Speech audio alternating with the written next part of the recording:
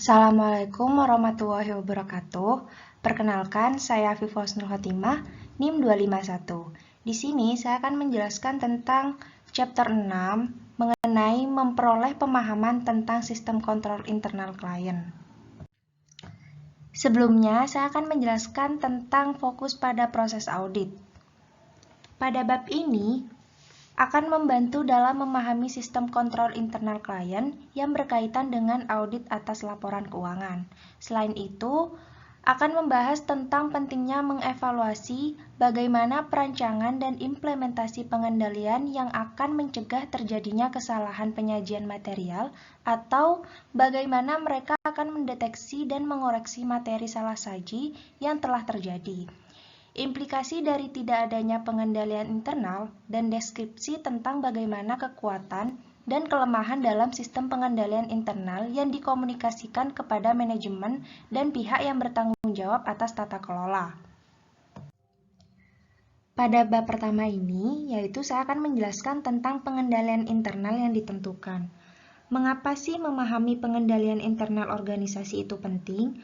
Karena pada saat kontrol efektif, organisasi lebih mungkin untuk mencapai tujuan strategis dan operasinya. Pengendalian internal adalah suatu konsep yang luas dan mencangkup semua elemen organisasi, sumber daya, sistem, proses, budaya, struktur, dan tugas. Ketika elemen-elemen ini digabungkan, mereka mendukung organisasi untuk mencapai tujuannya. Pemahaman pengendalian internal penting dilakukan untuk dapat melakukan penilaian awal atas pengendalian risiko. Menurut ASA 315, SA 315 mengidentifikasi dan menilai risiko kesalahan penyajian material melalui memahami entitas dan lingkungannya mengharuskan auditor untuk memperoleh pemahaman tentang pengendalian internal atas semua penugasan audit. Untuk bab kedua ini, saya akan menjelaskan tentang tujuan pengendalian internal. Penting bagi auditor untuk memahami tujuan pengendalian internal. Tujuan pengendalian internal ini menghubungkan pemahaman auditor tentang mengapa kontrol itu penting dan masalah yang dirancang untuk dicegah. Ada 7 tujuan pengendalian internal yang diterima secara umum, yang digunakan untuk menentukan apakah lingkungan pengendalian internal yang berkaitan dengan pencatatan transaksi dan saldo efektif. Yang pertama ada nyata atau real, yaitu untuk memastikan bahwa transaksi fiktif atau duplikat tidak disertakan dalam pembukuan dan catatan organisasi. Yang kedua ada tercatat atau recorded, ada kontrol yang akan mencegah atau mendeteksi kelalaian transaksi dari pembukuan dan catatan organisasi. Yang ketiga ada bernilai atau value, terdapat kontrol untuk memastikan bahwa jumlah yang benar ditetapkan untuk transaksi. Yang keempat ada rahasia atau classified, terdapat pengendalian untuk memastikan bahwa transaksi yang dibebankan dan dialokasikan ke akun besar yang benar. Yang kelima ada diringkas atau summarize, yaitu untuk memastikan bahwa transaksi dalam pembukuan dan catatan yang diringkas dan dijumlahkan dengan benar. Yang keenam di posting atau posted, untuk memastikan bahwa akumulasi total dalam file transaksi ditransfer dengan benar ke buku besar umum dan buku besar pembantu. Dan yang terakhir ada tepat waktu, yaitu terdapat kontrol untuk memastikan bahwa transaksi yang dicatat dalam akuntansi itu benar pada periode pencatatan cut atau off dan kelengkapannya. Masih pada kelanjutan dari bab kedua, yaitu batasan inherent dari pengendalian internal. Konsep pengujian dari penilaian pengendalian akan dibahas ketika tujuan pengendalian internal ini tidak tercapai. Pengendalian internal tidak peduli seberapa efektif, hanya dapat memberikan entitas keyakinan yang memadai untuk mencapai tujuan pelaporan keuangannya. Ada beberapa batasan inherent dari pengendalian internal. Yang pertama adalah kesalahan manusia yang mengakibatkan rusaknya pengendalian internal. Yang kedua, pemahaman yang tidak efektif tentang tujuan pengendalian. Yang ketiga, kolusi oleh dua atau lebih individu untuk menghindari kontrol. Yang keempat, kontrol dalam program perangkat lunak yang diganti atau dinonaktifkan. Dan yang terakhir, keputusan yang dibuat oleh manajemen mengenai sifat dan luas pengendalian yang dipilih untuk diterapkan.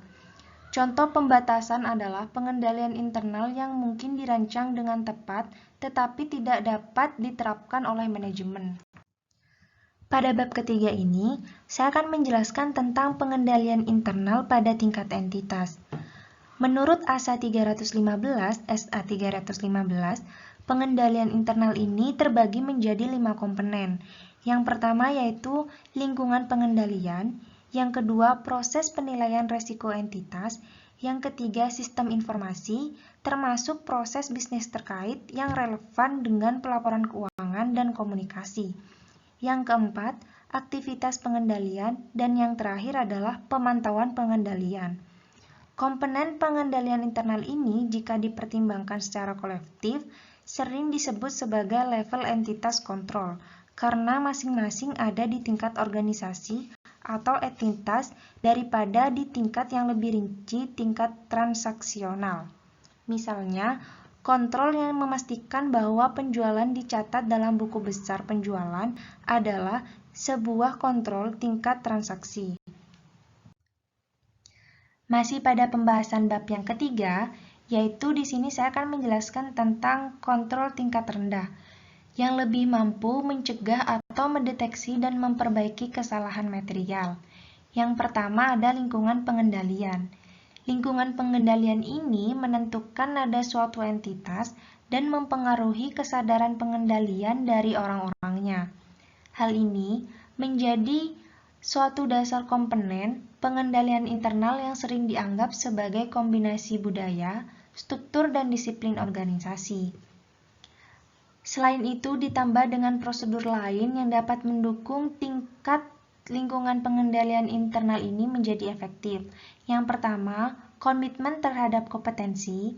Yang kedua, partisipasi pihak yang bertanggung jawab atas tata kelola. Yang ketiga, filosofi manajemen dan gaya operasi. Yang keempat, struktur organisasi. Yang kelima, penetapan wewenang dan tanggung jawab. Dan yang terakhir adalah kebijakan dan praktik sumber daya manusia. Selanjutnya yaitu proses penilaian risiko entitas. Proses penilaian risiko entitas ini yaitu untuk mengidentifikasi dan merespon risiko bisnis. Untuk tujuan pelaporan keuangan, proses penilaian risiko entitas mencakup bagaimana manajemen mengidentifikasi risiko yang relevan dengan penyusunan laporan keuangan yang memberikan pandangan yang benar dan wajar sesuai dengan kerangka pelaporan keuangan yang berlaku entitas. Selanjutnya yang ketiga yaitu sistem informasi dan komunikasi. Peran sistem informasi adalah menangkap dan menukar informasi yang dibutuhkan untuk melakukan, mengelola, dan mengontrol operasi entitas. Kualitas informasi dan komunikasi mempengaruhi manajemen kemampuan untuk membuat keputusan yang tepat dalam mengendalikan aktivitas organisasi untuk menyiapkan laporan keuangan yang andal. Terus yang keempat yaitu kegiatan pengendalian. Aktivitas pengendalian adalah kebijakan dan prosedur yang membantu memastikan arahan manajemen di jalannya di luar. Mereka membantu menjamin bahwa tindakan yang diperlukan diambil untuk mengambil resiko yang mempengaruhi pencapaian tujuan organisasi. Aktivitas pengendalian yang mungkin relevan dengan audit dapat dikategorikan sebagai kebijakan dan prosedur yang berkaitan dengan audit berikut. Yang pertama, ada tinjauan kinerja. Yang kedua, memproses informasi. Yang ketiga, kontrol fisik.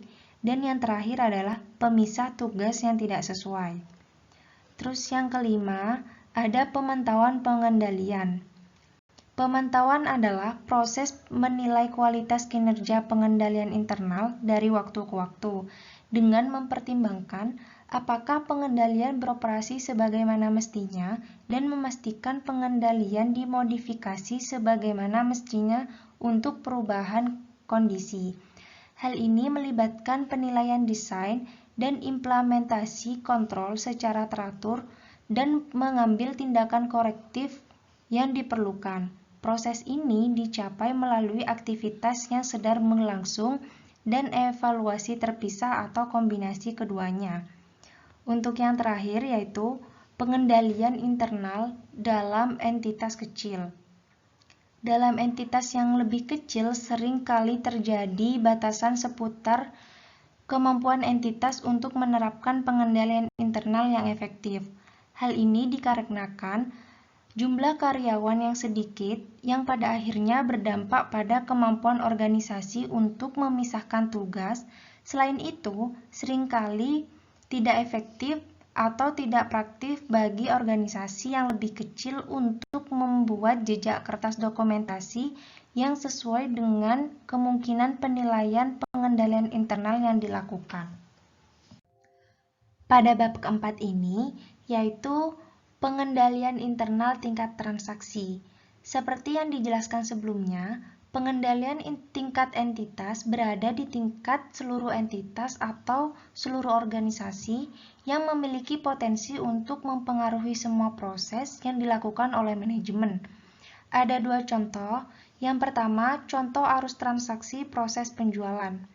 Alur transaksi dalam proses penjualan bertipikal untuk klien yang menjual barang mencangkup pemrosesan pesanan, persetujuan kredit, pengiriman barang, faktur pelanggan, dan pencatatan penjualan serta piutang dagang. Yang kedua, contoh arus transaksi proses biaya penjualan. Biasanya, perusahaan manufaktur memiliki sistem persediaan yang mencatat pergerakan fisik, persediaan dan sistem penetapan biaya yang mengakumulasi biaya persediaan. Sistem ini terintegrasi dengan software akuntansi untuk mencatat pergerakan persediaan dan biaya penjualan. Selanjutnya yaitu mendokumentasikan kontrol internal. Bab ini menjelaskan berbagai teknik yang digunakan untuk mendokumentasikan kontrol internal. Sebelum auditor menguji kontrol internal, mereka perlu mendokumentasikan pemahaman mereka tentang mereka sendiri. Ada beberapa bentuk dokumentasi yang paling umum. Yang pertama ada narasi. Narasi ini yaitu bentuk dokumentasi yang paling umum, terutama di lingkungan yang lebih kecil, di mana aktivitas akuntansi dan kontrol internalnya relatif sederhana dan mudah. Hal ini melibatkan auditor yang menggambarkan dengan kata-kata setiap langkah unggas transaksi dari awal hingga finish, yaitu dari inisiasi hingga pelaporan dalam laporan finansial. Yang kedua, bagan alur dan diagram logika. Bentuk dokumentasi ini digunakan di lingkungan yang lebih besar dan lebih kompleks. Ini melibatkan ringkasan auditor dalam flowchart atau kotak setiap langkah unggas transaksi dari awal hingga finish, yaitu dari inisiasi hingga pelaporan dalam buku besar umum. Yang ketiga, ada kombinasi narasi dan flowchart. Bentuk ini mendokumentasikan kontrol internal ini biasanya merupakan halaman yang dibagi menjadi dua bagian dengan flowchart seproses di sebelah kiri, dan narasi yang menggambarkan setiap langkah dalam unggas di sebelah kanan. Sisi flowchart ini menyoroti aktivitas utama dari inisiasi hingga pelaporan, sementara kolom narasi berisi detail tentang apa yang terjadi di unggas transaksi. Selanjutnya ada daftar periksa dan kuesioner yang telah diformat. Daftar periksa atau kuesioner kontrol internal adalah teknik lain yang digunakan untuk mengidentifikasi secara sistematis jenis prosedur kontrol internal yang paling umum yang harus ada. Ini sangat membantu dalam industri bahwa auditor mungkin tidak terbiasa dengan audit secara pribadi, atau ketika auditor yang kurang berpengalaman untuk mengidentifikasi mana kontrol kritis, misalnya ketika mendokumentasikan kontrol tingkat entitas. Selanjutnya yaitu mengidentifikasi kekuatan dan kelemahan dalam sistem kontrol internal. Sistem internal yang diberlakukan klien yaitu kemampuan untuk membuat pengamatan, menarik kesimpulan, dan menawarkan rekomendasi mengenai kekuatan dan kelemahan yang sedang diamati. Kelemahan yang meningkatkan risiko kesalahan material tidak terdeteksi oleh proses dan kontrol manajemen, dan area kelemahan juga merupakan tempat auditor biasanya melakukan pengujian substantif tambahan untuk mengukur kesalahan material. Beberapa pengamatan yang dilakukan oleh auditor akan berkaitan dengan kontrol yang tidak relevan langsung dengan audit. Untuk pembahasan yang terakhir, yaitu surat manajemen. Surat manajemen adalah penyampaian yang disiapkan oleh tim audit dan diberikan kepada pihak yang bertanggung jawab atas tata kelola. Surat manajemen membahas kelemahan pengendalian internal dan hal-hal lain yang ditemukan selama audit berjalan. Tujuannya yaitu memberitahukan klien tentang rekomendasi auditor untuk meningkatkan pengendalian internalnya. Meskipun tidak wajib memberikan umpan balik mengenai kelemahan pengendalian internal secara tertulis, auditor biasanya lebih memilih untuk memberikan rekomendasi mereka dalam bentuk surat atau laporan untuk menghindari ketidakjelasan atau kebingungan tentang pengamatan, kesimpulan, dan rekomendasi yang telah mereka buat. Sekian materi yang saya sampaikan. Mohon maaf jika ada salah-salah kata. Wabillahi taufiq wal hidayah. Wassalamualaikum warahmatullahi wabarakatuh.